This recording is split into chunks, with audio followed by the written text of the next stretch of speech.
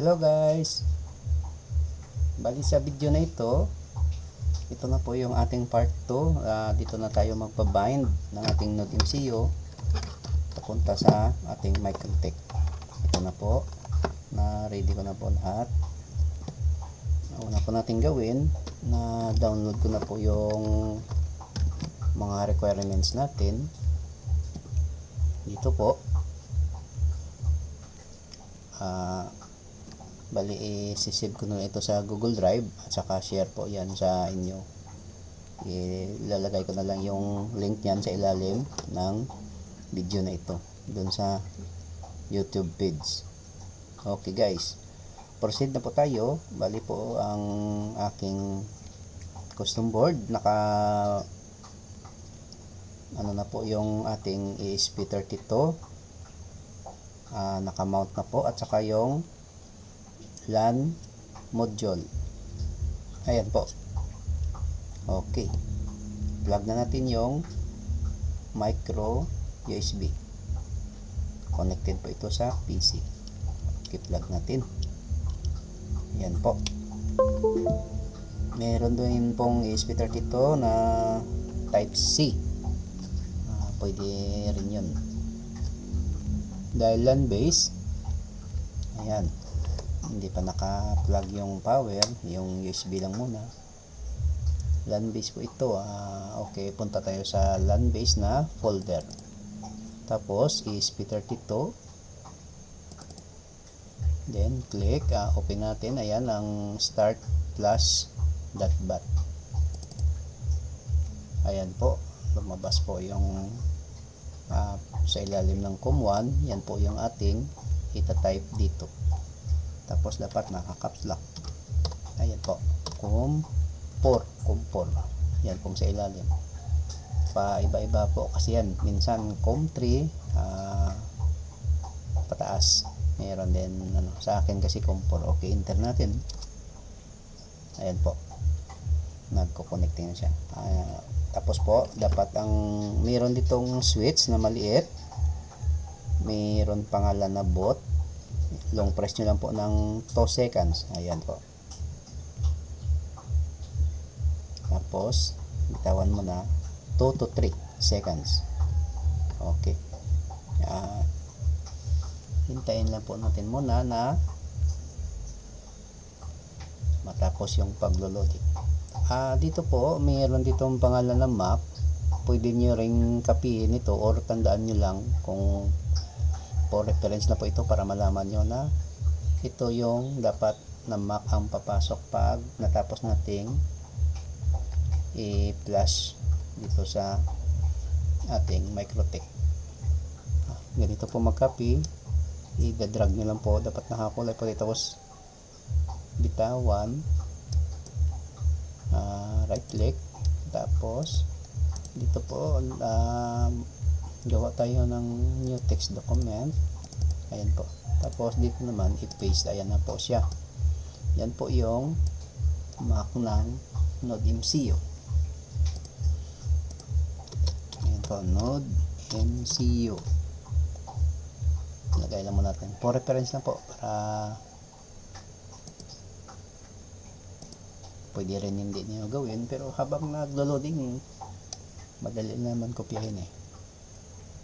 Ayan po, naglo-loading pa siya. Hintayin lang natin. Ayan. Ayan po, tapos na po. Bali, ang gawin natin, enter na lang, press any key. Okay. Close muna natin. Tapos dyan lang muna. Next po,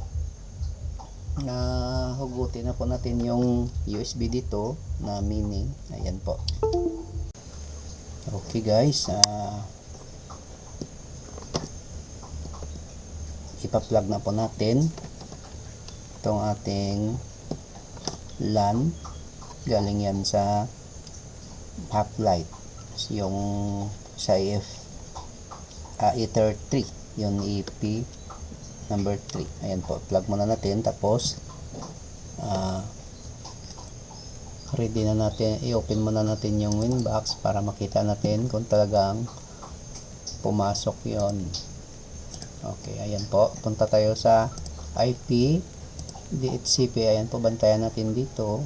Kung mapapansin nyo, yung pumasok dito ang yung ating desktop, transfer ko muna kasi naka ano pa pala ito, wala kasi internet, naka sa IP naka-connect yung sa wifi, yung sa test na IP. Yan po, enable muna natin yung sa LAN dito, i-disable, wag na natin disable, okay na yan. Mamaya, ayan na po, masok na. Disconnect naman siya sa dito po, naka-disconnect naman. Ayan po.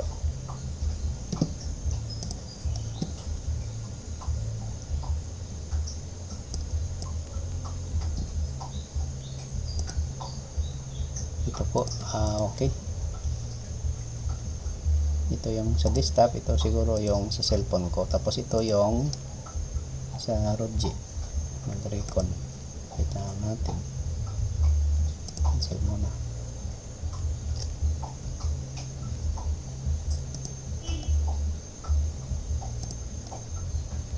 Yan, ready na po natin. Tapos muna. Okay, palitan dito ng ano, yung sa DHCP server. Palakin ko lang yung zoom ko para makita nyo mabuti.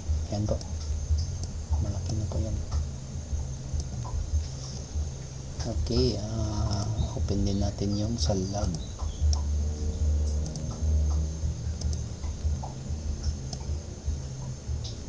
Okay din yan po, para malaki, masyadong malaki. Bawasan natin ng yan po.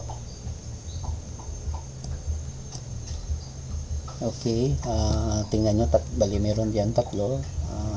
Try ko na po kung siya yung isa dyan, ito na po siya. Tapos na write down din natin yung kanyang map, compare din natin. Yan po ang ayan, tingnan natin kung mayroong papasok isa dyan. Wait lang natin dyan dali. Ayan na po, may pumasok na. Ito po siya. Ito siya yung 99. Saan ba ang 99? Dito. Kung mapansin nyo po, yung map na list natin dito, tugma po dito sa ikalawa. Ibig sabihin, ito yung NodeMCU. Yan po, mayroong WaveNet. Okay, gawin natin static. Yan, una nyo pong gawin static agad. Tapos double click nyo, ayan na po. Then punta tayo sa hotspot. Dito na tayo sa IP bindings. Ayan po, IP bindings plus, then yung unahin natin yung sa address, IP address dito po, paste. Tapos yung MAC dito rin sa MAC. Tapos dito lagay natin sa hotspot. Tapos dito bypass. Sundan nyo lang po ito. 99 ang kanyang IP. Punta tayo dito. Open natin yung OnePy script. Tapos double click. Ayan pong nakaraang script na para sa SNTP. Siya nga pala, yung script na ito ay nakakuha ko lahat doon sa OnePy group community, at yung iba doon sa site ng OnePy hotspot custom. Magpasalamat din tayo sa developer na ito dahil binigay niya lang po ito ng libre. Sir Julius Ivan Alayan, maraming salamat po. Okay, ito po gawin nating 99 dahil 99 yung IP na ng NodeMCU doon na pumasok. Minsan kasi paiba-iba din pala yung IP na papasok yan pag nagbabind kayo. Sundin nyo lang po yung IP. Tapos ka-copy natin ito. Kung anong IP na generate sa inyo, dito nyo po ilagay ang IP na dito po. Ayan po. Ayan pong pattern. Okay. Okay, minimize na dito. Tapos balik tayo dun sa MikroTik. Paste natin sa dito sa terminal. Ayan po. Control B ko na lang po. Ayan. Ayan na po yung ano. Dito naman sa wall garden, tingnan natin. Ayan, may lumabas. Ayan po yung IP na 10.0.0.99. Ayan po, dito meron din yan. Tapos ma-check nyo po ito para sigurado na pumasok sa firewall.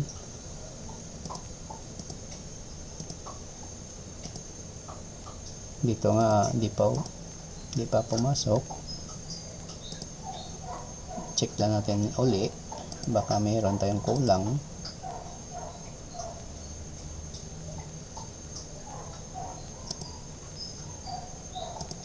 Okay,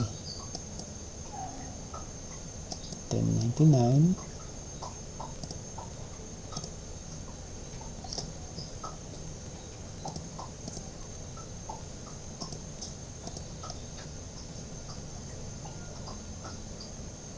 Ulitin lang natin. Bali, di ko pala na enter. Dapat, dito po dapat. Okay. Enter mo dapat. Tingnan natin ulit. Ayan na po. Take note niya po yun. Dapat po dito talagang ganito yung pattern, mayroon dyan nalabas. Hindi ko lang na-enter. Ayan po. Next na tayo na sa script, yung scheduler. Ayan po. Ganon din po ang gagawin natin. Ayan po, dapat yan yung ma-copy nyo, yung naka-highlight na yan. Copy. Tapos, balik tayo sa terminal. Okay, ayan po, right click din, paste. Para sigurado po, dapat i-enter nyo na pagkatapos. Nag-loading po siguro yan. O, tapos na siguro, try natin enter. Ayan po, dapat lalabas yung ganito, yung admin at MikroTik.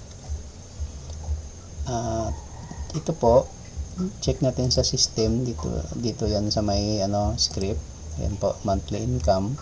Okay na po, pumasok po siya.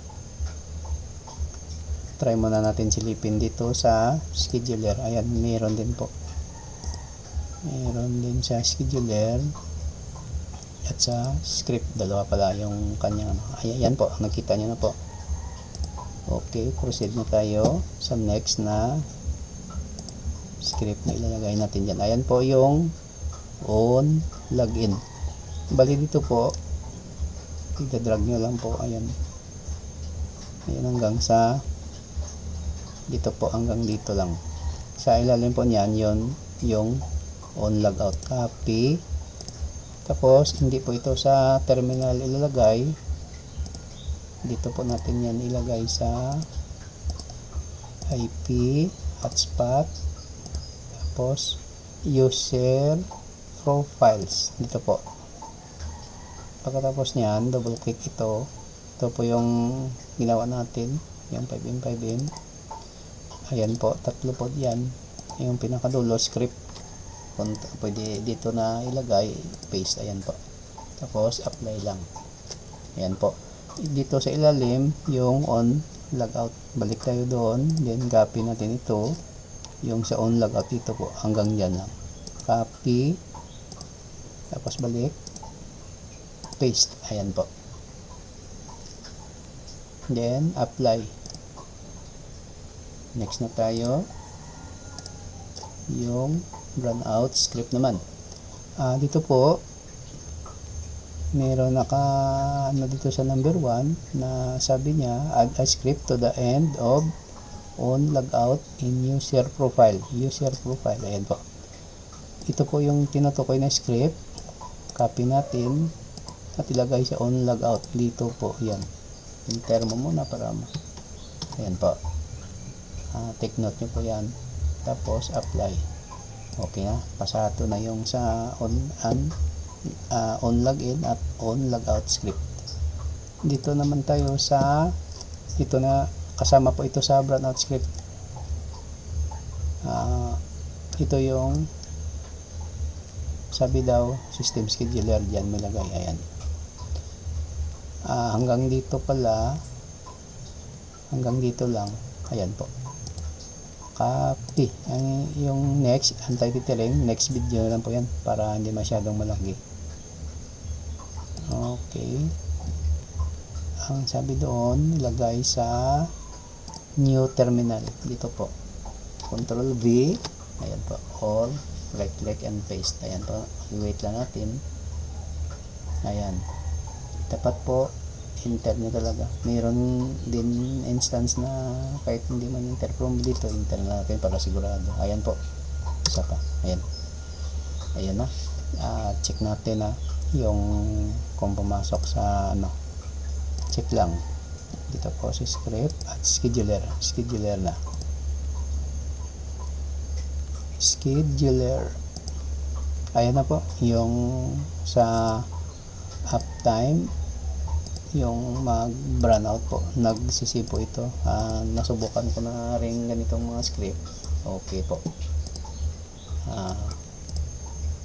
Okay, next dito po step by step po kasing tutorial ito para maintindihan nyo kung paano talaga gagawin. Okay, dito po pasok ka sa system, then users. Ayan po, ito po yung admin po, huwag nyo pong galawin mo. Ayan, yan yung password ng Microtech natin sa admin, yung nakaraang video, yung ECD 123. Dito po mag-add tayo para sa window po. Lagyan na lang natin ng window, maliit lang, naka-caps na kasi yan. Ayan, window 1, tapos full. Yung pass po, yung ECD 123. Yung password po, tugma po yan sa dapat sa Microtech, tugma po, magkatugma po password nito at sa dito. Makikita nyo natin, maglalagay dito tayo ng window 1. Dito proceed tayo, window ECD 123. Double check natin ECD 123. Pagka nagkamali kasi kayo dito, hindi nyo mababayin ng yan, ng maayos. Hindi ka maka-insert coin. Okay, halos natapos na natin yung sa Microtech side. Okay, punta na rin tayo sa Node MCU. Okay, close muna natin. Okay, testing na lang natin. Punta na tayo sa Node MCU na part. Balikan natin yung mag-connect pa lang muna tayo sa kanyang wifi kasi hindi mo talaga ma-access yan. Dito po, ay dito po para sigurado i-disable na lang natin. Tapos ayan na po, pagka-disable, ma-disconnect ulit. Dito na po yung test. Ayan po, connected na po pero no internet. Ayan po, pop up na uli yung Microtech. Dito po tayo mag-test 10.0.0.1. Ayan po, napansin nyo Microtech yung portal na lumabas. Ayan lang po natin yan, balikan lang mamaya. 10.0.0.99/admin. Ayan po, enter natin. Ito po yung sa Node MCU na part, admin, tapos yung password default pa yan, admin. Ayan po, ayan, napasok na natin. Punta tayo sa okay, tingnan po muna. Ayan po, Microtech offline dahil di pa natapos yung pagbabind. System configuration, dito pwede nyong rename dyan yung pangalan ng window nyo, pero dito wag na lang kay dahil ito demo. Okay, dito naman yung IP ng Microtech. Ayan po, type nyo lang po yung 10.0.0.1. basta yung IP ng Microtech, yun po ang sundin natin. Ito po yung sinasabi ko sa inyo, yung nilagay natin yung Microtech username, yung Bindo 1, dito mo yung nilagay. Dapat ganyan pong pattern, maliit, at saka may 1 kasi may 1 doon nilagay natin. Ang purpose po nito para kung sakaling mag-add ka ng Bindo 2, gawin mo lang Bindo 2 yan. Tapos yung password dapat same doon sa nilagay mo sa Microtech, yung ECD 123. Pwede rin kung mag-build na po kayo na pong bala maglagay ng password, palitan nyo lang po, basta pareho lang po yung password sa Microtech. Dito naman, lagay mo sa keep alive, always connected. Okay na po. Dito, pwede rin na, kasi sa laptop ito or PC, madali lang po dito kasi mahirap din minsan sa cellphone kasi magkamali ka. Babalik ka naman ulit. Ulit ka dyan. Dito po ECD 123. Bali dito ECD 123 po lahat yan. Dito naman para sa pag-testing na para hindi ka maano ng coin abuse, pataasin lang po muna natin tapos balik lang po na yan. Tandaan nyo lang po yung value na original yan, pwede nyo rin balik. Pero yung setting dito sa akin 50, dito 4 or 5 lang, tapos dito 1 talaga. Ayan na po. Tapos tayo po ay dito pong API key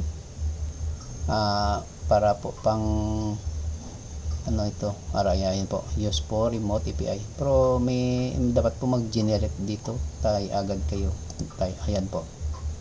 Then copy natin mamaya, ipakita or siguro sa third video na lang kasi pero mag-generate na muna tayo.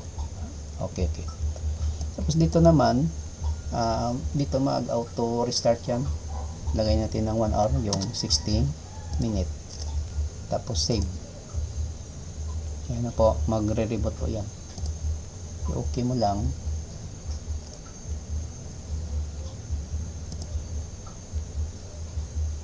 Check natin ulit kung tama yung mga ginawa natin.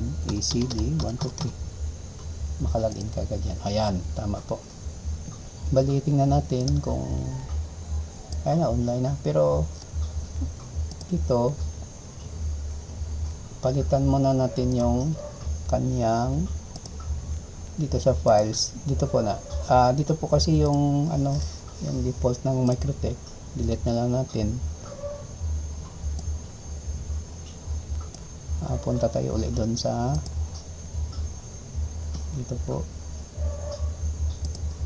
yung files na hotspot. Ito po yung default ng 1.5. Baling gagawin natin, i-drag lang po natin dyan sa file, dito po files. Tapos ayan, matapos yung uploading, ayan po, nag-upload po siya. Ayan, tapos na balikan natin yung dito po sa portal, refresh natin po. Ayan na po. Tapos meron dito delete ko muna kasi na test ako niyan, kaya yan lumitaw dito po para po masundan nyo talaga yung proper na sa gsconfig po, right click then download. Sure natin na download natin sa desktop. Sure natin na ang IP dapat 99. Edit mo dito. Tapos dapat ito naka pulse multi-window kasi yan. Dito po pag naka multi-window, naka true yan, dito ka maglalagay ng sample ko lang to 10.0.0 yung dulo 99. Yan po kung naka multi-window. Dahil na single window po tayo sa pag-testing,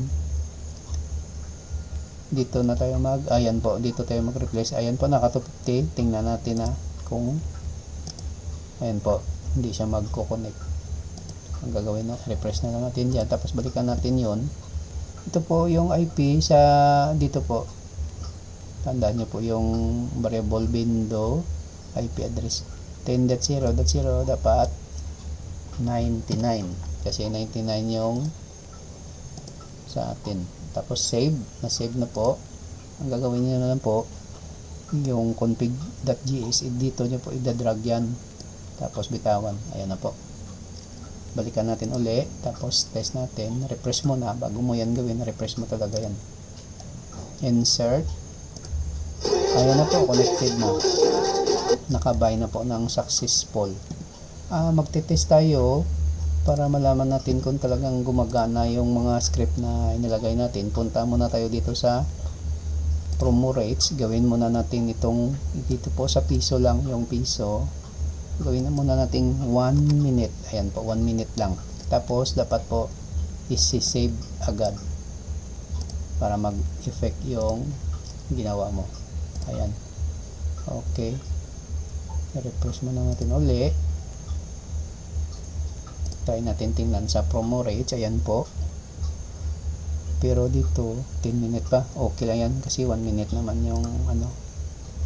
Double check lang natin,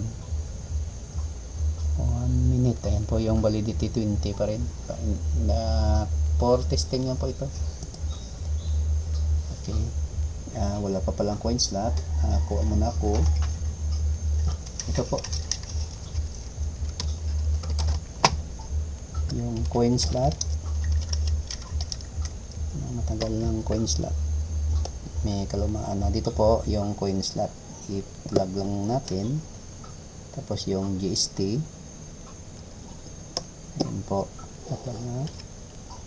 Lagyan na lang natin ng ano, ng RGB para mas magandang tingnan. Ito po yung sa RGB, yung tatlo na ano dyan. Ito po, dyan.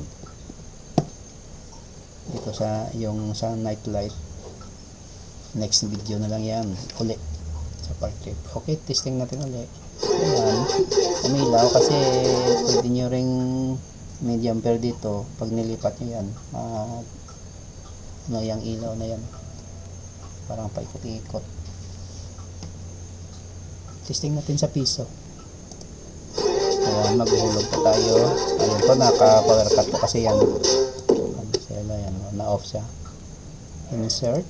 Ayan, umilaw. Dito po, test na natin yung piso lang. Ayan. Piso, ayan po, piso 1 minute. Ayan, 1 minute done. Then, magkakaroon na tayo ng internet. Ayan na po. Hindi ko lang kasi na ano yung mga ping-ping, pero may internet na po. Ayan po. Close na muna natin. 48. Dito naman po balikan natin yung sa Microtech para makita natin kung talagang po gumagana. Dito po yung sinasabi nilang hotspot data. Ayan po yung kanyang map, tugma po dyan. Then punta tayo sa scheduler. Ayan po siya. Tapos dito sa queues, yan din po siya, connected din. Pansinin niyo po, pag nag 0 yan, dapat mawawala ito kasi pag hindi, may mali ka sa config mo. Tapos hindi mag-expire yan. Ayan na, wala na siya. Tingnan mo na inalis. Ayan, delete sila lahat. Tapos try mo connect, hindi ka talaga magka-internet. Ulitin natin with lagyan natin ng pin sa gilid para makumpleto na lang yung pagdilim mo. Ayan po, wala po yung internet kasi nag-disconnect na po tayo dahil naubusan na po tayo ng time. Okay, try natin uli. Piso lang naman, kaya nga ginawa ko yon para madali kasi pag default 10 minutes ata yun, tagal yun. Okay, 1 piso, 1 minute. Okay, ayan, pumasok na uli.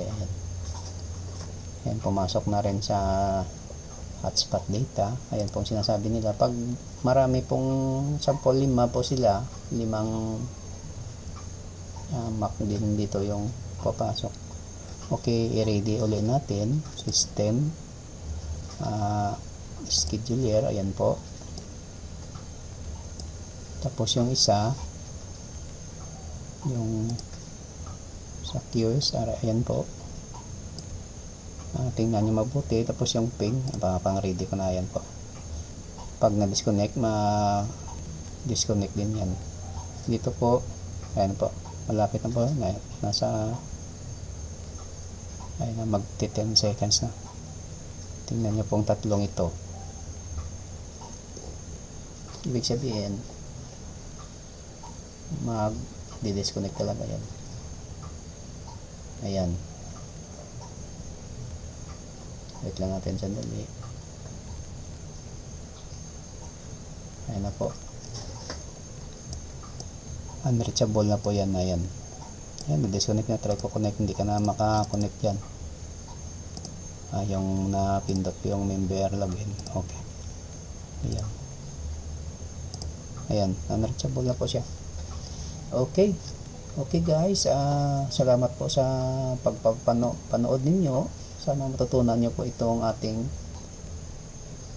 munting kaalaman sa Microtech. Okay. Thank you guys.